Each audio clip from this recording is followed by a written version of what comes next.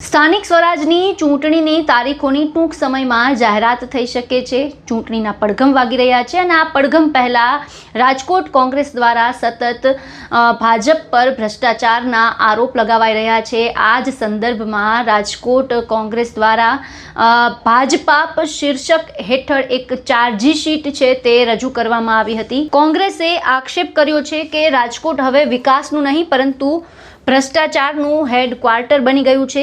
ગુજરાત કોંગ્રેસના કાર્યકારી પ્રમુખ ઇન્દ્ર વિજયસિંહ ગોહિલે મીડિયા સાથેની વાતચીતમાં જણાવ્યું કે શહેરના પ્રથમ નાગરિક એવા મેયર નયનાબેન પેઢડિયા અને સ્ટેન્ડિંગ કમિટીના ચેરમેન જયમીન ઠાકરના ગેરકાયદેસર બાંધકામ સામે આવ્યા હોવા છતાં તંત્ર મૌન છે। સામાન્ય જનતાના મકાન પર બુલડોઝર ફેરવનાર સરકાર પોતાના નેતાઓના દબાણો સામે કોઈ કાર્યવાહી કરતી નથી। શું કહ્યું છે તેમણે, સાંભળો। રાજકોટ શહેર કોંગ્રેસ સમિતિના પ્રમુખ ડોક્ટર રાજદીપસિંહ જાડેજા, રાજકોટ મ્યુનિસિપલ કોર્પોરેશનમાં વિરોધ પક્ષના નેતા ભાઈ શ્રી વસરામભાઈ સાગઠિયા તથા આજની પત્રકાર પરિષદમાં ઉપસ્થિત તમામ પત્રકાર સાથીઓ, સમગ્ર ગુજરાત રાજ્યમાં ભારતીય જનતા પાર્ટીના ભ્રષ્ટ શાસનમાં શહેરી વિકાસ મંત્રાલય જાણે સૂતું હોય એ પ્રકારની પરિસ્થિતિ ગુજરાતના તમામ શહેરોમાં ઊભી થઈ છે। સરકાર જાહેરાત કરતી હોય ક્યારેક કે રાજકોટને રોમ બનાવશું, સુરતને શાંઘાઈ બનાવશું, પરંતુ વાસ્તવિક પરિસ્થિતિ સમગ્ર રાજ્યના શહેરોની આજે ખૂબ દયાજનક બની ચૂકી છે। ગુજરાત રાજ્યમાં જુદા જુદા શહેરોમાં જે શહેરોની વાસ્તવિક પરિસ્થિતિ છે એનું એક તહોમતનામું કોંગ્રેસ પક્ષ દ્વારા તૈયાર કરવામાં આવ્યું છે અને આજની આ પત્રકાર પરિષદમાં રાજકોટ શહેરમાં ચાલતા ભ્રષ્ટાચારો વિશે આપ સૌને અમે માહિતગાર કરવા માટે આવ્યા છીએ અને આ વાત સમગ્ર રાજકોટના નગરજનો સુધી પહોંચે એના માટે આપને સમક્ષ આજે આવવાનું બન્યું છે। ગુજરાત રાજ્યની અંદર રાજકોટ શહેરની વાત કરતા હોઈએ ત્યારે આપણા સૌનું રૂવાડું આજે પણ ઊભું થઈ જાય તેવી ઘટના ટીઆરપી ગેમ ઝોન કાંડ, જેમાં વહીવટી તંત્ર દ્વારા જે પરવાનગીઓ આપવાની હોય, જે સુરક્ષાના નિયમોનું પાલન કરવાનું હોય એ કરવામાં ચૂક કરવામાં આવી, ભ્રષ્ટાચાર કરવામાં આવ્યો, જેનો ભોગ રાજકોટ શહેરના અનેક યુવાનો બન્યા અને 500 ડિગ્રી જેવા ટેમ્પરેચરની અંદર પોતાનો જીવ સળગીને ગુમાવવો પડે એ પ્રકારની પરિસ્થિતિ ઊભી થઈ। એના પરિવારજનો આજે પણ ન્યાય માંગી રહ્યા છે પરંતુ ન્યાય મળતો નથી। સાથે સાથે ભારતીય જનતા પાર્ટીના ચૂંટાયેલા નગરસેવકો, કોર્પોરેટરો કે જેમની જવાબદારી છે કે રાજકોટ શહેરમાં કઈ રીતે સુશાસન લાવી શકાય, પરંતુ આ ચૂંટાયેલા પ્રતિનિધિઓ માત્ર ભ્રષ્ટાચાર કરવા સિવાય રાજકોટ શહેરમાં કશું કરતા નથી। ભારતીય જનતા પાર્ટીના કોર્પોરેટરોએ કઈ જગ્યાએ લાંચ માગી, કઈ જગ્યાએ ભ્રષ્ટાચારમાં લુપ્ત છે એના પણ અનેક દાખલાઓ છેલ્લા અનેક દિવસોમાં મીડિયાના મિત્રોએ જ રાજકોટ શહેરની જનતા સમક્ષ અને સમગ્ર ગુજરાતની જનતા સમક્ષ ઉજાગર કર્યા છે।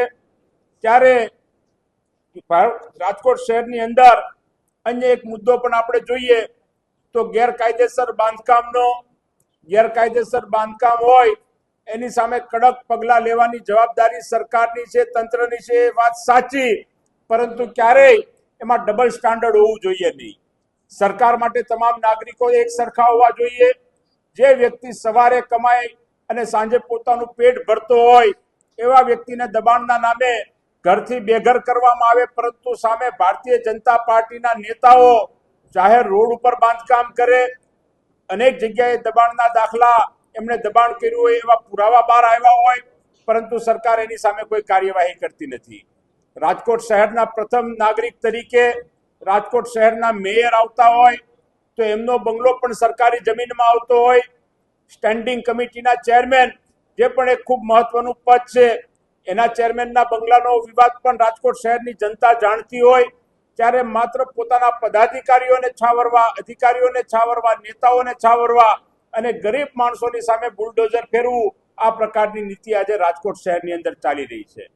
રાજકોટ શહેર એ સમગ્ર સૌરાષ્ટ્રનું હેડક્વાર્ટર છે, પરંતુ આપણા સૌની કમનસીબી છે કે રાજકોટ શહેર આજે માત્ર સૌરાષ્ટ્રનું હેડક્વાર્ટર નહીં પરંતુ લોકો ભ્રષ્ટાચારના હેડક્વાર્ટર તરીકે જાણીતું બન્યું છે। એ પ્રકારની પરિસ્થિતિ ઊભી થઈ છે। રાજકોટની અંદર રોડ રસ્તાની કામગીરી સદંતર નબળી છે। એક વરસાદ આવે તો રોડમાં ખાડા વધારે હોય છે, ખૂબ નબળું બાંધકામ, કોન્ટ્રાક્ટરો સાથેની મિલીભગત, કમિશન રાજ, આ પ્રકારની માનસિકતાને લીધે આજે રાજકોટ શહેરના રસ્તાઓની હાલત ખૂબ જ દયાજનક બની ચૂકી છે અને એના કારણે રાજકોટના અનેક નગરજનોને અકસ્માતનો ભોગ પણ બનવું પડતું હોય છે. સાથે સાથે શહેરમાં ગંદકીની વાત કરીએ તો ઠેર ઠેર ગંદકી પ્રસરેલી છે. આ ઠેર ઠેર ગંદકીથી ભાજપ એનું જાણે બ્રાન્ડ એમ્બેસેડર બન્યું હોય એ પ્રકારની પરિસ્થિતિ ઊભી થઈ છે. આ ગંદકીના લીધે રોગચાળો વ્યાપક પ્રમાણમાં ફેલાતો હોય અને આ રોગચાળા ફેલાયા બાદ લોકો રોગમાં સપડાયા પછી સારી સુવિધા પણ મહાનગરપાલિકા ન આપી શકે એ પ્રકારની પરિસ્થિતિ, એ પ્રકારની સિવિલ હોસ્પિટલો, સરકારી હોસ્પિટલો રાજકોટ શહેરની અંદર આવેલી છે. સાથે સાથે ટીપરવાન યોજનામાં પણ 1100 કરોડનો કોન્ટ્રાક્ટનો કરોડોનો ભ્રષ્ટાચાર થયો છે, એની પણ વિગતો બહાર આવી છે. સાથે સાથે આરએમસી દ્વારા શહેરનો કોઈ સામાન્ય નાગરિક હોય જેને એક છેડેથી બીજે છેડે જવું હોય, પોતાનું વાહન સંપત્તિ ન ધરાવતો હોય, એના માટે શહેરની સત્તા અધિકારીઓની ફરજ છે કે સિટી બસની વ્યવસ્થા કરે. આ સિટી બસની વ્યવસ્થા પણ રાજકોટમાં એનું તંત્ર પણ બિલકુલ નિષ્ફળ નીવડેલું છે એમ ચોક્કસ આધાર અને પુરાવા સાથે આપ સૌની વચ્ચે કહી શકીએ છીએ. રાજકોટની અંદર પાણી અને ડ્રેનેજના પ્રશ્નો આજે ઠેર ઠેર ઉદ્ભવ થયા છે. આ ડ્રેનેજને લીધે પણ મેં કીધું એમ, અગાઉ કીધું એમ, રોગચાળાના પ્રશ્નોનો સામનો રાજકોટની શહેરની જનતાએ કરવો પડતો હોય છે. જુદા જુદા કોમર્શિયલ કોમ્પ્લેક્સ હોય, જુદી જુદી બિલ્ડિંગ્સ હોય, આ તમામ જગ્યાએ ફાયર સેફટી જે સૌથી અગત્યનો પ્રશ્ન છે. આપણે જેમ ટીઆરપી ગેમ ઝોન કાંડમાં જોયું કે અનેક યુવાનો જીવતા સળગી ગયા, આવો જ બનાવ સુરતમાં પણ તક્ષશિલા કાંડનો એક થયો હતો. પરંતુ ત્યારબાદ પણ સરકાર જાગતી નથી અને આ ફાયર સેફટીમાં ખુલ્લેઆમ ગેરવહીવટ ચાલે છે અને પૈસાના આધારે માત્ર કોઈ સ્થળ તપાસ કર્યા વગર પણ સર્ટિફિકેટ આપવાનું કામ તંત્ર દ્વારા કરવામાં આવી રહ્યું છે. ત્યારે આ તમામ મુદ્દાઓને સાથે સૌથી અગત્યના મુદ્દાઓની વાત કરીએ તો રાજકોટ શહેરમાં લો એન્ડ ઓર્ડર ખૂબ જ ખાડે ગયેલું છે. ક્રાઇમ ગમે ત્યારે ગમે તે વ્યક્તિનું મર્ડર થઈ જાય, જાહેર રસ્તાઓ ઉપર લૂંટના બનાવો રાજકોટ શહેરમાં એટલા બનતા હોય, ચોરીના બનાવો એટલા બનતા હોય, પરંતુ આ મૃદુ અને મક્કમ સરકાર આ ગુનાખોરોને ડામવા માટે સદંતર નિષ્ફળ નીવડી હોય એ પ્રકારની પરિસ્થિતિ ઊભી થઈ છે. આપણી આવનારી પેઢી, આપણા વિદ્યાર્થીઓ, યુવાનો કેમ્પસમાં શિક્ષણ મેળવવા જતા હોય, પરંતુ આ કેમ્પસની અંદર ડ્રગ્સના સકંજામાં સપડાય, આપણી આવનારી પેઢી બરબાદ થાય. ખુલ્લેઆમ જુદા જુદા પ્રકારના ડ્રગ્સ જુદા જુદા કેમ્પસોની આજુબાજુમાં આજે રાજકોટની અંદર ખુલ્લેઆમ મળી રહ્યા છે. ત્યારે આ પ્રકારના તમામ તહોમતનામું આજે રાજકોટ શહેરની જનતા સમક્ષ અમે રજૂ કરવા માંગીએ છીએ અને જનતાની અદાલતમાં જવા માંગીએ છીએ.